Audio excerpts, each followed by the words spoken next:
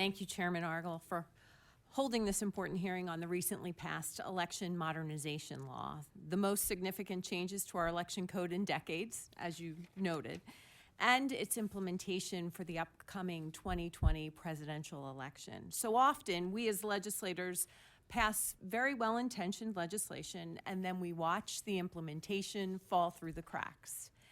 There is no more important civic duty than participating in our elections process and voting.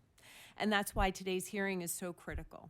Just 2 months ago, my home county of York had major, as some said, hiccups with the elections. Others said major problems all across the board. And this was before these reforms were implemented. I witnessed and received feedback of long lines at polling places, jammed ballot scanners, lack of privacy, and completed ballots that were abandoned or stuffed into bags. The public's trust was broken.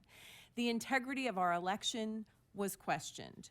We worked quickly at the end of last year, and thanks to two individuals who are here today, Mr. Marks and Mr. Heinley, we were able to make some further reforms through Act 94 of 2019. Act 94 removed all references to ballot stubs from the election code, as these stubs caused jammed scanners, as well as we ensured that constitutional right to privacy when voting is honored. Today's hearing is important to rebuild that trust with the voters of York County and other counties who experienced issues this past election day.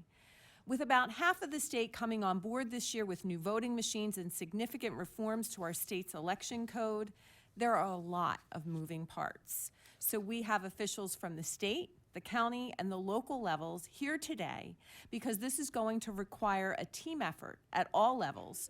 We need to work together and communicate effectively to ensure we avoid any issues in the upcoming presidential election. And with that, I would like to thank Chairman Argel again for holding this public hearing, and I look forward to our discussion. Thank you, Mr. Chairman.